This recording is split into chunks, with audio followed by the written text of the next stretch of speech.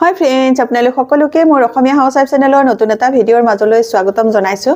Vitamin সি আমাৰ স্কিনৰ কাৰণে ভাল বুলি আমি সকলোৱে জানো নহয় জানো আৰু এই ভিটামিন সি ৰে মই আজি আপোনালোকক খুব বঢ়িয়া এটা ফেস পেক বনাই দেখুৱাম। আজিৰ এই ভিটামিন সি যুক্ত ফেস পেকটোৱে আপোনালোকৰ স্কিনখন উজ্জ্বল কৰিবলৈ সহায় কৰিব, স্কিনৰ কলা দাগ দূৰ কৰিবলৈ সহায় কৰিব, স্কিনৰ বয়সৰ ছাপ দূৰ কৰিবলৈ বহুত বেছিকৈ সহায় কৰিব। এই ভিটামিন সি যুক্ত ফেস পেকটো কেনে ধৰণে বনাব লাগে, কেনেকৈ আমাৰ স্কিনত লগাব লাগে তাৰ নিয়মটো মই আজি আপোনালোকক এই ভিডিঅ'টোত দেখুৱাম। এতিয়া মই ভিডিঅ'টো ষ্টাৰ্ট কৰিম। ভিডিঅ'টো ষ্টাৰ্ট কৰাৰ আগতে আপোনালোকলৈ এটা ৰিকুৱেষ্ট আছে। আপোনালোকে যদি মোৰ এই ভিডিঅ'টো ভাল পায়, ভিডিঅ'টোত এটা লাইক কৰি দিব, মোৰ চেনেলটো আপোনালোকে সাবস্ক্ৰাইব কৰি ল'ব, ওচৰতে থকা বেল আইকনটো প্ৰেছ কৰি দিব। তেতিয়া মোৰ আহিবলগীয়া সকলোবোৰ ভিডিঅ' নটিফিকেশন আপোনালোকলৈ সোনকালে যাব আৰু আপোনালোকে মোৰ ভিডিঅ'বোৰ সোনকালে চাবলৈ পাব। এই ভিটামিন সি যুক্ত ফেস পেকটো লগোৱাৰ আগতে আপোনালোকে স্কিনখন ভালকৈ ক্লিন কৰি ল'ব লাগিব। ক্লিন কৰিবলৈ হলে মই আপোনালোকক খুব বঢ়িয়া এটা পদ্ধতি দেখুৱাম। এই পদ্ধতিৰে আপোনালোকে যদি আপোনালোকৰ স্কিনখন ক্লিন কৰে তেতিয়া হলে আপোনালোকৰ স্কিনখনো সাফা হ'ব, স্কিনখন উজ্জ্বল হ'ব আৰু লগতে কলা দাগ দূৰ কৰিবলৈ সহায় হ'ব। তে চাও বলক স্কিনখন কি পদ্ধতিৰে ক্লিন কৰিব পাৰি। এই ক্লিনজাৰটো বনাবলৈ প্ৰথমে মই লৈছো এটা আলুটো সৰু সাইজৰ আলু ললেও হ'ব। আলুটো মই প্ৰথমতে বাকলিটো গুচাই ভালকৈ ধুই ললো। ধুই লোৱাৰ পাছত মই এচকল এনেকৈ কাটি লৈছো। সৰু এটা চকলা কৰি কাটি ল'ব। লৈ পেলাই চুৰিখনে আপোনালোকে এনেকৈ খুচি খুচি দিব যাতে আলুৰ ৰসটো ওলাই আহে। একেবাৰে সিম্পল তৰিকাৰে আলুৰ ৰসটো ওলোৱাৰ ব্যৱস্থাটো এনেকৈ আপোনালোকে কৰি ল'ব। এখন চুৰিয়ে এনেকৈ খুচি খুচি লোৱাৰ পাছত এনেকৈ চেপি দিলে দেখিব আলুৰ ৰসটো ওলাই আহিছে। ইয়াৰ পাছত মই আনিছো এয়া মৌখিনি একদম ডাঠ হৈ গ'ল কিয় নাজানো আৰু। এতিয়া মৌ লৈছো মই অকণমান আধা চামুচৰ জোখাৰে মৌ লৈ আলুৰ ৰসৰ লগত এনেকৈ ওপৰতে সানি ললো। সানি লোৱাৰ পাছত ইয়াৰ ওপৰতে মই দিম এতিয়া আধা চামুচৰ জোখাৰে কফি। আপোনালোকৰ ঘৰত যদি কফি নাই তেতিয়াহলে আপোনালোকে পিছি লোৱা চেনি মিহলাব পাৰে। আলু ৰস, কফি, মৌ এই তিনিবিধ বস্তুৱে আপোনালোকৰ স্কিনখন উজ্জ্বল কৰিবলৈ সহায় কৰিব আৰু আপোনালোকৰ স্কিনখনো চাফা কৰিবলৈ সহায় কৰিব। এতিয়া মই মৌৰ ওপৰত কফিখিনি ভালকৈ দি ললো। দি লোৱাৰ পাছত মই আঙুলিৰে এনেকৈ ভালকৈ মৌ আৰু কফিখিনি মিলাই দিছো। মিলাই দিয়াৰ পাছত এইটো মুখত কেনেকৈ লগাব লাগে চাও বলক। এতিয়া মই এই টুকুৰা ৰেডি কৰি ললো আৰু এই টুকুৰা আপোনালোকে প্ৰথমতে এনেকৈ স্কিনখন খুব ধুনীয়াকৈ 2 পৰা 3 মিনিট মাসাজ কৰি স্কিনখন ক্লিন কৰি ল'ব। এই পদ্ধতিৰে যদি আপোনালোকে স্কিনখন সাফা কৰে তেতিয়াহলে আপোনালোকৰ স্কিনখন সাফাও হ'ব আৰু লগতে আপোনালোকৰ স্কিনত এই ৰিমেডিটোৱে এটা ভাল স্কাৰ্বৰ কাম কৰিব। 2 মিনিট মাসাজ কৰি এতিয়া মই স্কিনখন ক্লিন কৰি ললো। ক্লিন কৰি লোৱাৰ পাছত এতিয়া মই ঠাণ্ডা পানীৰে মুখখন ধুই আহিম। মুখখন ধোৱাৰ পাছত আপোনালোকক ভিটামিন সি যুক্ত ফেস পেকটো বনাই দেখুৱাম। এতিয়া মই ঠাণ্ডা পানীৰে মুখখন ধুই আহিলো। মুখখন ধোৱাৰ পাছতহে আপোনালোকে ভিটামিন সি যুক্ত এই ফেস পেকটো লগাব লাগিব।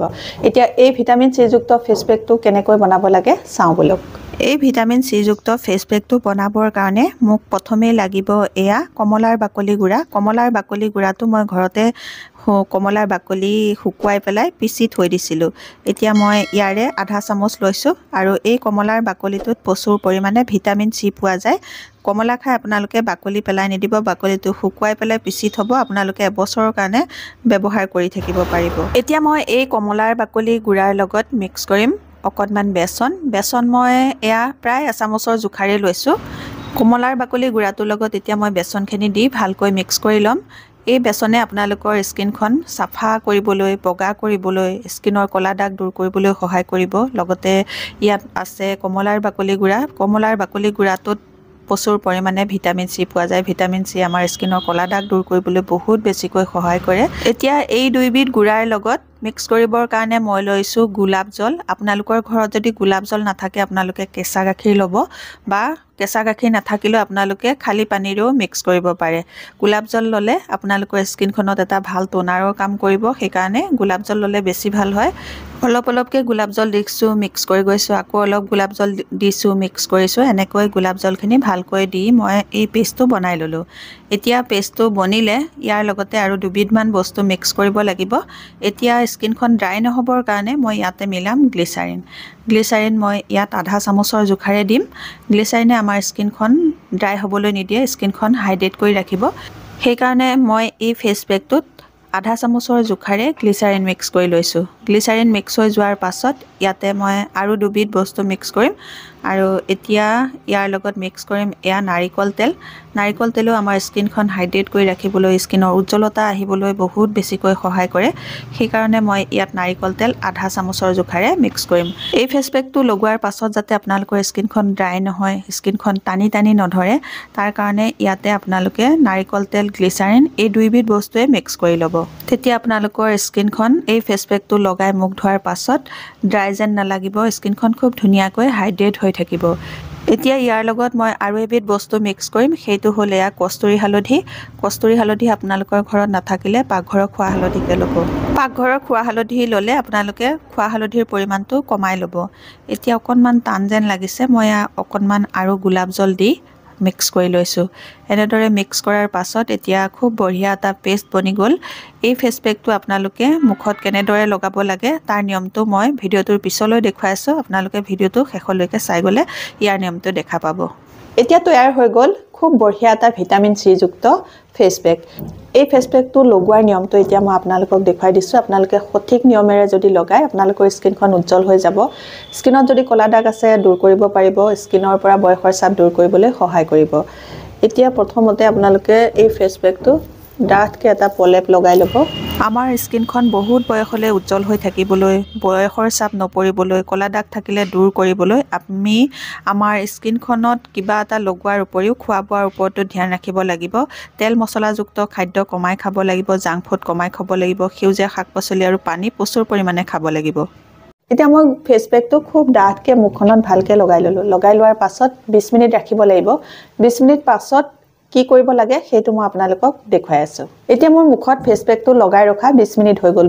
20 মিনিটৰ পাছত গোটেই ফেচ পেকটো ভালকৈ নুশুকাই আধা শুকাব আপোনালোকৰ আধা শুকোৱাৰ পাছত এতিয়া আমাক লাগিব গোলাপ জলটো অকণমান হাতত লৈ ল'ম আৰু যাৰ ঘৰত গোলাপ জল নাই আপোনালোকে খালি পানী ঠাণ্ডা পানী ল'লেও হ'ব গোলাপ জল অলপ এনেকৈ মুখত টেপ টেপকৈ লগাই ল'ব